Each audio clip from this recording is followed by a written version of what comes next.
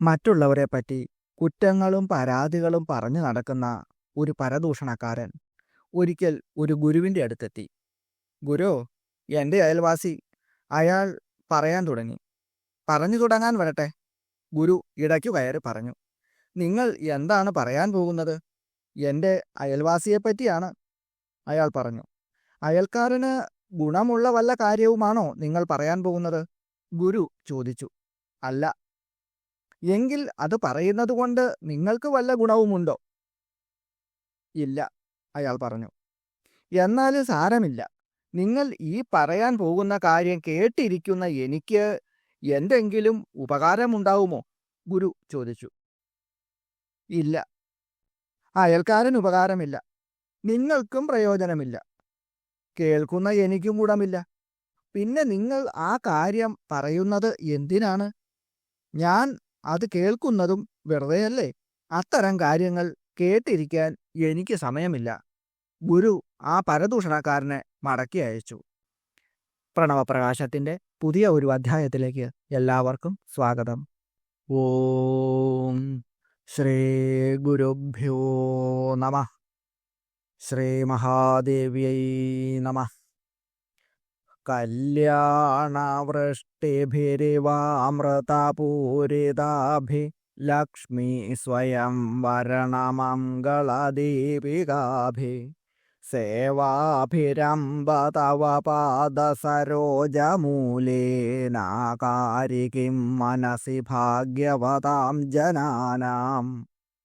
ഹേ അംബേ, അല്ലയോ എൻ്റെ അമ്മേ, അമൃതപൂരിതാഭിഹി, അമൃതം നിറഞ്ഞവയായിട്ടുള്ള, കല്യാണവൃഷ്ടിഭി ഇവ, സൗഭാഗ്യവർഷങ്ങൾ എന്നതുപോലെയും, ലക്ഷ്മീ സ്വയം വരണമംഗള ദീപികാഭി, സമ്പത്തിൻ്റെ ദേവിയായ ലക്ഷ്മിയുടെ സ്വയംവരണത്തിനുള്ള ഭദ്രദീപങ്ങളായിരിക്കുന്ന തവ, അമ്മയുടെ, പാദസരോജമൂലേ, പാദങ്ങളാകുന്ന താമരപ്പൂക്കളുടെ സമീപത്തിലുള്ള, സേവാഭി, ജപം, അർച്ചന തുടങ്ങിയ ഭജനരീതികളാൽ, ഭാഗ്യവതാം, ഭാഗ്യവാന്മാരായ, ജനാനാം, ജനങ്ങളുടെ, മനസി, മനസ്സിൽ, കിം ന അകാരി, ഏതൊരു മനോരഥമാണ്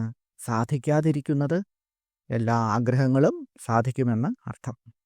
അല്ലയോ എൻ്റെ അമ്മേ, അമ്മയുടെ ശ്രീപാദപത്മങ്ങളിൽ ചെയ്യപ്പെടുന്നവയും അമൃതപൂർണങ്ങളായ സൗഭാഗ്യവർഷങ്ങൾ പോലെ ഉള്ളവയും, സമ്പത്തിൻ്റെ ഈശ്വരിയുമായ അമ്മയുടെ സ്വയം വരണത്തിനുള്ള ഭദ്രദീപങ്ങളായിരിക്കുന്ന പൂജ, ജപം, ധ്യാനം തുടങ്ങിയ സേവാരീതികൾ കൊണ്ട് ഭാഗ്യവാന്മാരായ ജനങ്ങൾക്ക് മനസ്സിലുള്ള എന്താഗ്രഹമാണ് സാധിക്കാതിരിക്കുന്നത്? എല്ലാ ആഗ്രഹങ്ങളും അമ്മ സാധ്യമാക്കി നൽകുന്നു എന്ന് അർത്ഥം. ഭാഷ്യകാരനായ ശങ്കരാചാര്യസ്വാമികൾ രചിച്ച കല്യാണവൃഷ്ടിസ്തവം എന്ന മഹാസ്തോത്രത്തിലെ ആദ്യത്തെ ശ്ലോകമാണ് ഇത്.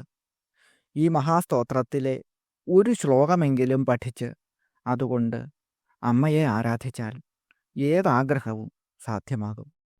തുടർന്നുള്ള ശ്ലോകങ്ങൾ വരും ദിവസങ്ങളിൽ ഓരോന്നായി അർത്ഥത്തോടുകൂടി പറയാൻ ശ്രമിക്കാം. ഓം ശ്രീ ലളിതാംബികായൈ നമഃ. ഓം. കഠോപനിഷത്തിൽ അണുക്കളിൽ വച്ച് ഏറ്റവും ചെറിയ അണുവായതും ബൃഹത്തായവയിൽ വച്ച് ഏറ്റവും ബൃഹത്തായതുമാണ് പരബ്രഹ്മം എന്ന് പറഞ്ഞിട്ടുണ്ട്. അണോരണീയാൻ മഹതോ മഹീയാൻ, കഠോപനിഷത്തിലെ 2-ാമത്തെ അധ്യായം 20-ാം മന്ത്രത്തിലാണ് ഇങ്ങനെ വ്യക്തമാക്കിയിട്ടുള്ളത്. അതുകൊണ്ട് വശിന്യാദി വാഗ്ദേവതകൾ അമ്മയെ ലളിതാസഹസ്രനാമത്തിൽ 467-ാമത്തെ മന്ത്രമായി സൂക്ഷ്മരൂപിണി എന്ന നാമമന്ത്രം കൊണ്ട് സ്തുതിക്കുന്നു. ഇന്ദ്രിയങ്ങൾക്ക് അനുഭവപ്പെടുവാൻ കഴിയാത്ത തരത്തിൽ സൂക്ഷ്മമായ രൂപം ഉള്ളവൾ എന്നാണ് ഈ മഹാമന്ത്രത്തിൻ്റെ അർത്ഥം. അമ്മയ്ക്ക് 3 രൂപങ്ങളുണ്ട്.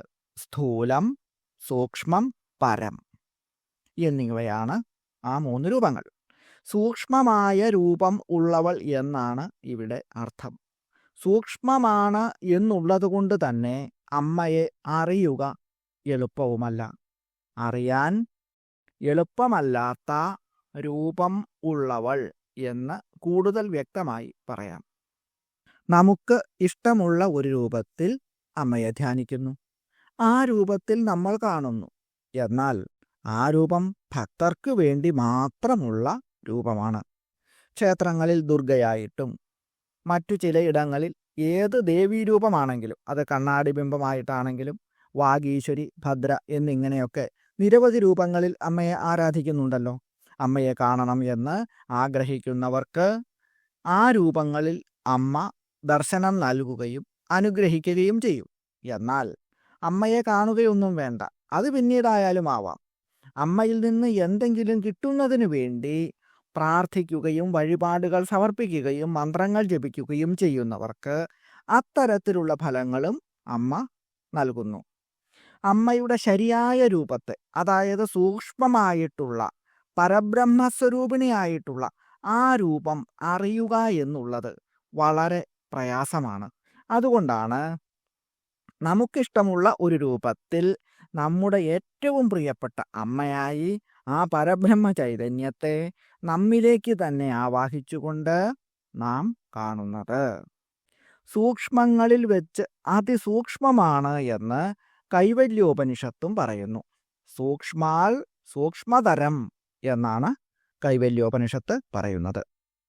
എല്ലാ ജീവജാലങ്ങൾക്കും സ്ഥൂലം, സൂക്ഷ്മം, കാരണം എന്നീ ശരീരങ്ങളുണ്ട്. പഞ്ചഭൂതങ്ങൾ കൊണ്ട് നിർമ്മിച്ചിട്ടുള്ള രക്തം, അസ്ഥി, മജ്ജ എന്നിവ കൊണ്ടുള്ള സ്ഥൂലമായ ശരീരം, അതിനുള്ളിൽ പ്രവർത്തിക്കുന്ന ജീവാത്മാവും പഞ്ചപ്രാണങ്ങളും മനസ്സും ജ്ഞാനേന്ദ്രിയങ്ങളും കർമ്മേന്ദ്രിയങ്ങളും ചേരുന്ന സൂക്ഷ്മമായ ശരീരം.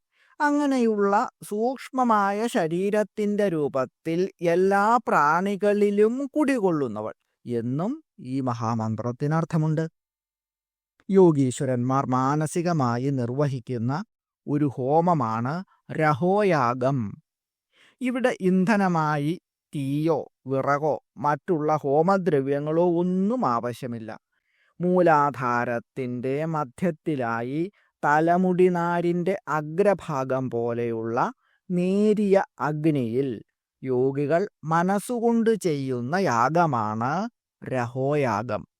ഈ ഹോമത്തിൻ്റെ സ്വരൂപത്തിലുള്ള അമ്മയെ സൂക്ഷ്മരൂപിണി എന്ന് പറയുന്നു. അതിനൊരു കാരണമുണ്ട്. ഈ ഹോമത്തിന് സൂക്ഷ്മം എന്നാണ് പേര്. അതുകൊണ്ടാണ് അമ്മയെ സൂക്ഷ്മരൂപിണി എന്ന് പറയുന്നത്. സമസ്ത ജീവികളിലും കുടികൊള്ളുന്നത് അമ്മയുടെ ചൈതന്യമാണ്. അതുകൊണ്ടും അമ്മയെ സൂക്ഷ്മരൂപിണി എന്ന് പറയാം. ഓം സൂക്ഷ്മരൂപിണ്യൈ നമഃ. ഓം ഓം ഹ്രേം സൂക്ഷ്മരൂപിണ്യൈ നമഃ. സമസ്ത ഐശ്വര്യങ്ങളുടെയും ഉത്ഭവസ്ഥാനം അമ്മയാണ്. ദുരിതനാശകരമായ ഈ മന്ത്രം എല്ലാ ദുരിതങ്ങളെയും വേരോടുകൂടി പിഴുതെറിയും. അങ്ങനെ ശാന്തിയും സമാധാനവും നിറഞ്ഞ അന്തരീക്ഷം കുടുംബത്തിലുണ്ടാകും. അതിന് ഈ മന്ത്രം സന്ധ്യാദീപത്തിന് സമീപമിരുന്ന് കഴിയുന്നത്രയും പ്രാവശ്യം ജപിച്ചാൽ മാത്രം മതി.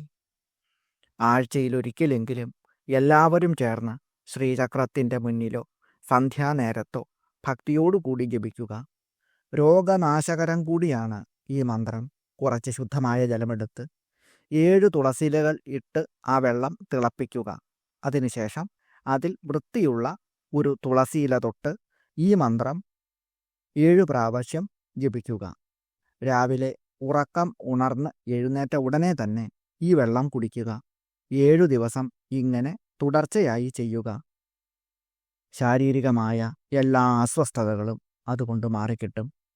ആദിപരാശക്തിയായ മഹാദേവി എല്ലാ കഷ്ടതകളും അകറ്റി എല്ലാവർക്കും സന്തോഷം നൽകട്ടെ എന്ന് പ്രാർത്ഥിച്ചുകൊണ്ട് അമ്മയുടെ പാദപത്മങ്ങളിൽ സാഷ്ടാംഗം പ്രണമിച്ചുകൊണ്ട് നിർത്തുന്നു.